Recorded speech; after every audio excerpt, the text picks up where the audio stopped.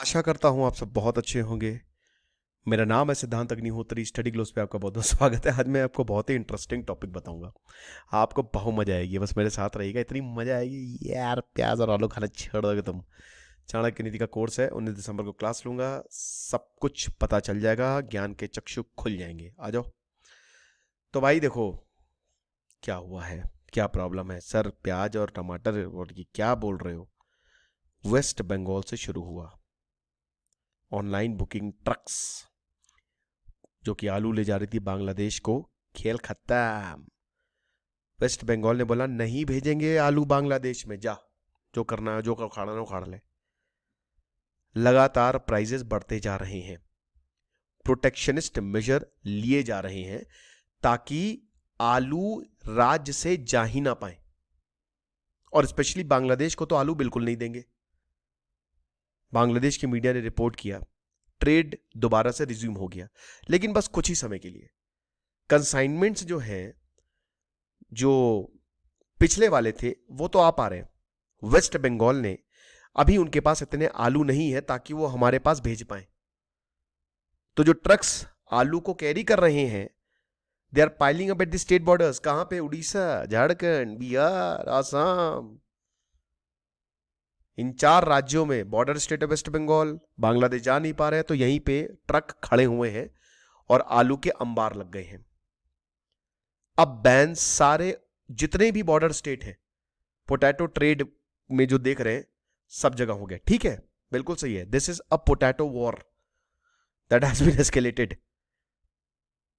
सबसे इंपॉर्टेंट अगर कोई सब्जी मैं बोलूं वो है आलू। कचालू बेटा कहां गए थे? आलू है सबसे ज्यादा। आलू है सब्जी में। मटर हटाओ, आलू, खैर मटर तो नहीं, आलू आलू निकाल लो। बैगन हटाओ, आलू निकालो। आलू किधर है? The most important community, the most commonly eaten vegetable in the largest quantity.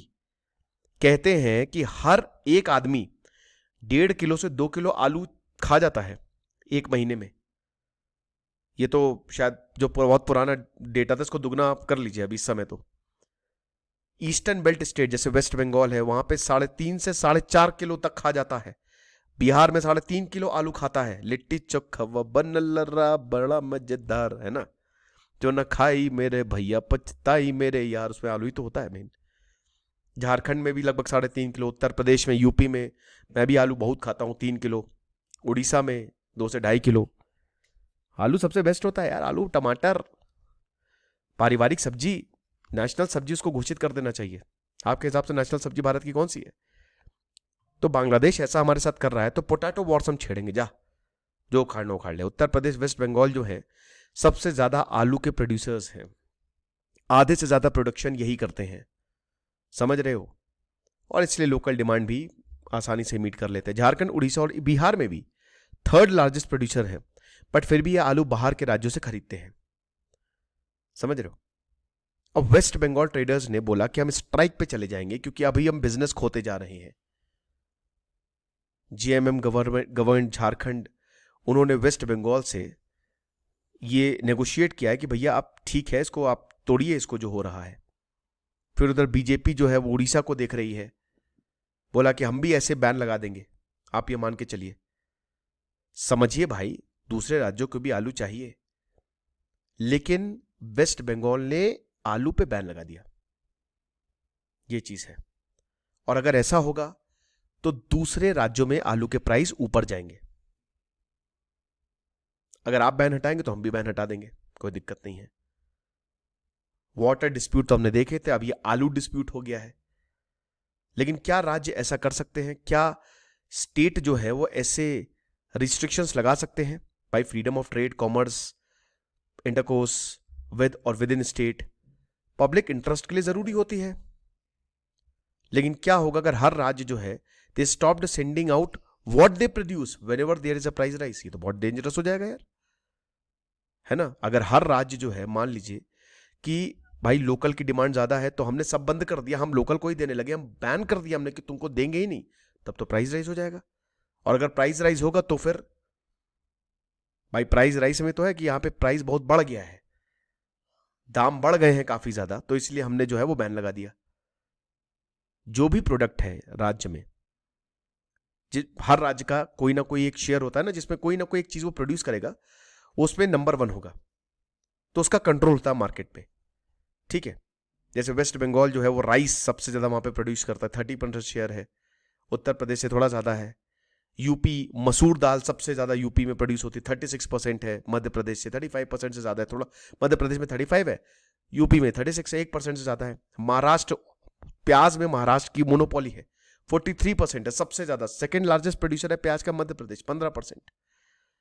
Karnataka sunflower में 54%, राजस्थान रेप सीड मस्टर्ड में 47%, गुजरात टोबैको में 52%, तभी इतना अमीर है क्योंकि सिगरेट और बाकी सब जगह यही। महाराष्ट्र जो है वो अनियन में, गुजरात ग्राउंडनट में भी 44%, महाराष्ट्र अगेन जवार में भी महाराष्ट्र 40%, राजस्थान बाजरा, आंध्र प्रदेश मछली, Uttar Pradesh sugarcane 41%, UP 32%, wheat potato, potato में भी यहाँ पे यूपी जो है वो बाजी मारता है 30%।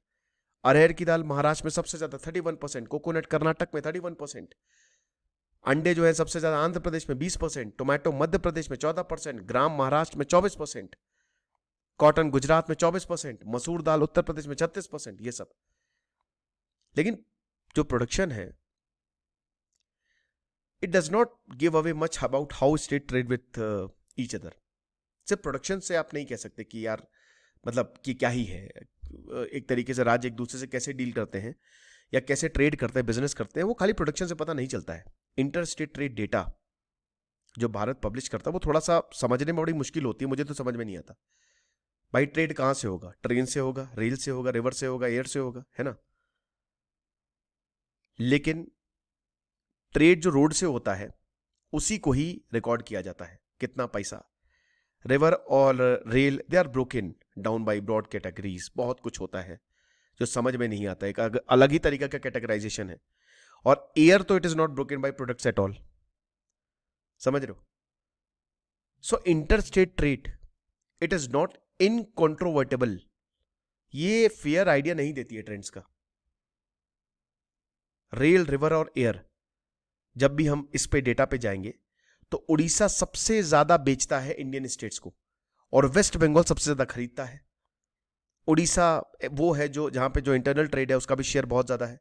विद इन द स्टेट्स भी गुड्स बहुत ज्यादा ट्रांसपोर्ट किए जाते हैं, 39% के करीब।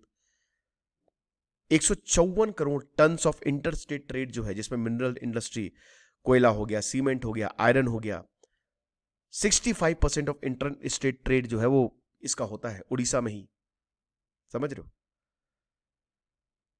सबसे ज्यादा जो है महाराष्ट्र बेचता है, बहुत ज्यादा। महाराष्ट्र दूसरे को खूब बेचता है, दिल्ली बेचता है, हरियाणा बेचता है, उड़ीसा, ठीक है।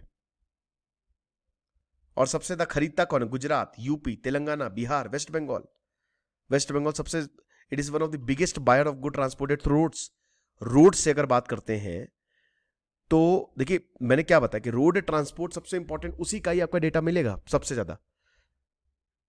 तो वेस्ट बंगाल तो उस हिसाब से सबसे बड़ा बायर हुआ, टॉप बायर है। जब आप अगर बात करते हैं when the volumes of the product shipped by rail, river and air, they are considered total, अगर आप उसको together if you consider that.